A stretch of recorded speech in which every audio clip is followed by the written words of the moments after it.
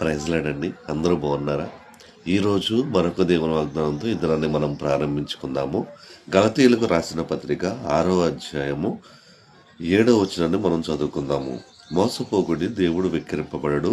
మనుష్యుడు ఏమి విత్తునో ఆ పంటనే కోయను.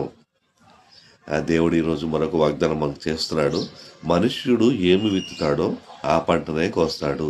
ఈరోజు నీ జీవితంలో నువ్వు ఏది విత్తుతున్నావు? అంతే కదండి. మనము వడ్లను విత్తితే వడ్ల గింజలే కోస్తాం, గోధుమలు విత్తితే గోధుమలే కోస్తాం, మినుములు విత్తితే మినుములే కోస్తాం, అవునా కదా? అలాగే నీ జీవితంలో నువ్వు ఏది విత్తుతున్నావు అనేది ప్రాముఖ్యమైన విషయము. మన జీవితంలో మనము మేలును విత్తుతున్నావా లేదా కీడును విత్తుతున్నావా?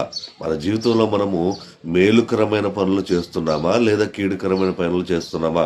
మన జీవితంలో మనము దేవుని వాక్యానుసరమైన పనులు చేస్తున్నామా లేదా దేవునికి విరుద్ధమైన కార్యాలు మనం చేస్తున్నామా? నువ్వు ఏది విత్తుతున్నావు దాన్ని బట్టే నీ జీవితం ఆధారపడి ఉంటుంది.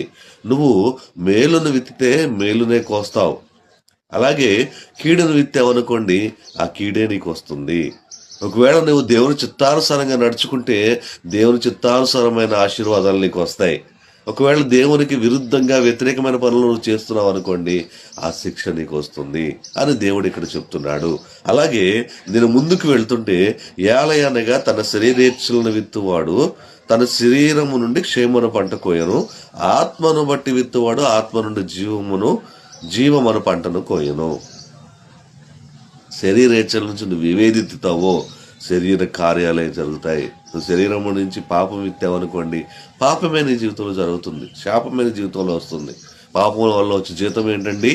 మరణము. అలాగే నువ్వు ఆత్మను బట్టి విత్తావనుకోండి, తర్వాత నీకు ఏమొస్తుంది? నిత్య జీవం వస్తుంది. ఈ రోజుల్లో మనం పొందుకోవాల్సింది ఏంటంటే నిత్య జీవము.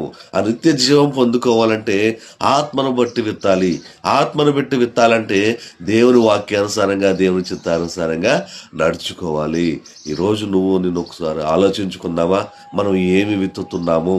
మన జీవితంలో మనం ఏది విత్తుతామో అదే కోస్తాము. కాబట్టి ఈరోజు నువ్వు ఒక తీర్మానం తీసుకో. నేను దేవుని వాక్యానుసారంగా, దేవుని చిత్తానుసారమైన పనులే చేస్తాను. అటువంటి కార్యాలు నువ్వు చేసావనుకోండి, దేవుని ఆశీర్వాదాలు పొందుకుంటావు. అటువంటి కృప దేవుడు మనకు దయచేయనుగాక. ఈ కొద్ది మాటలు దేవుడు దీవించునుగాక. చిన్ని ప్రార్థన. మహాపరిశుద్ధుడా, ప్రేమగల తండ్రి, దయగల మా ప్రభువా, ఇదిగో తండ్రి, నువ్వు ఏది విత్తుతావో అదే కోస్తాను నీ వాక్యం సెలవిస్తుంది తండ్రి. నిజమే తండ్రి, మేము శరీర కార్యాలు విత్తామంటే శరీర కార్యాలను మేము పొందుకుంటాం. అటువంటి